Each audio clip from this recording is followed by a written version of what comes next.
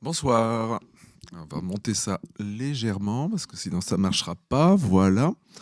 André-François Ruot des éditions Les Moutons électriques.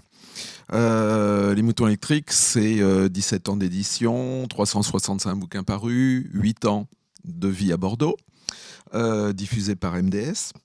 On est connu essentiellement par notre travail sur les littératures de l'imaginaire, notamment les deux auteurs best-sellers francophones qui sont Jean-Philippe Jaworski et Stéphane Plateau, et plein d'autres auteurs évidemment.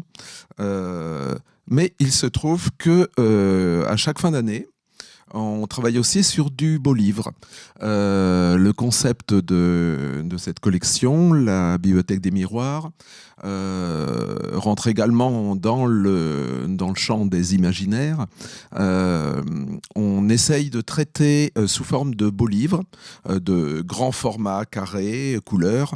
On essaye de traiter des grandes thématiques, des grands créateurs et parfois même de certains grands personnages des imaginaires.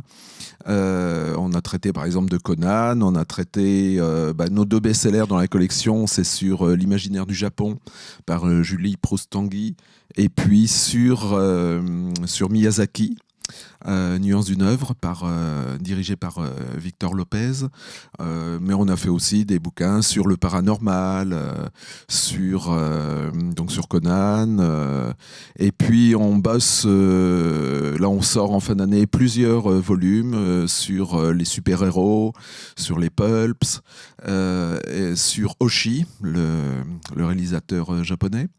Et puis un jour, notre directeur artistique m'a appelé en me disant « Bon, je sais, tu n'as plus trop envie de diriger des bouquins, mais si on en faisait un miroir sur l'imaginaire des forêts ?» Et là, évidemment, il m'a eu, car c'était un sujet qui m'intéressait énormément. Donc j'ai dit « Bon, bah d'accord. » On va se lancer là-dedans. Et puis un ami, Alexandre Mar, m'a appelé en me disant « Dis donc, mon salon littéraire, enfin mon festival littéraire en Normandie a été annulé du fait de la crise Covid, et figure-toi que c'était sur l'imaginaire des forêts. » Et que j'ai déjà écrit 3 articles. Oh, bienvenue. Et donc, j'ai co-dirigé cet ouvrage, donc Forêt, qui sort en novembre. Je l'ai co-dirigé avec Alexandre Mar.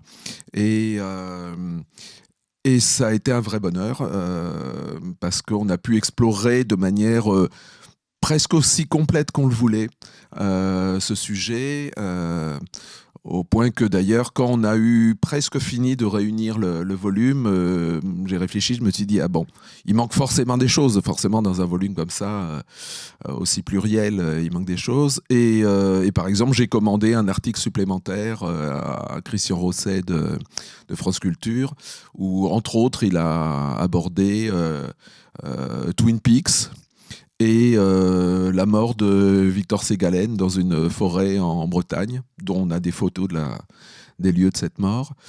C'est pour vous dire qu'on traite vraiment de sujets très différents dans ce volume.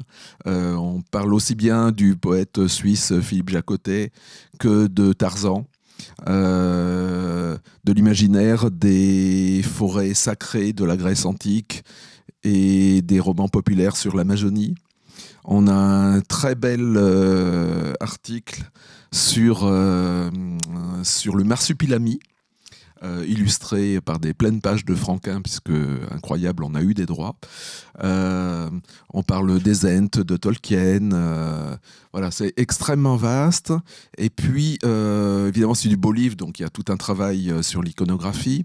Et j'avais quand même une idée derrière la tête depuis un bon bout de temps, avant même de décider de faire Forêt. J'avais repéré le travail d'un jeune promeneur belge dans les forêts, Julien van der Hagen.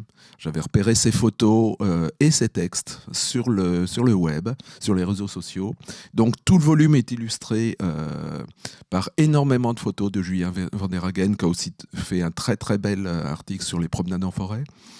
Et puis, il y a toute une iconographie de tableaux, aussi bien du contemporain. Il y a une interview de Fabrice Hibert, par exemple, avec des croquis de Fabrice Hibert, inédits. Il y a des illustrations contemporaines, par exemple, de Lewis Trondheim ou d'Alfred. Voilà, il y a vraiment il y a des tas de peintres, il y a tout un travail sur un imaginaire qui est ancré profondément dans toutes nos cultures et qui nous travaille tous, je pense, qui nous parle à tous. Voilà, merci.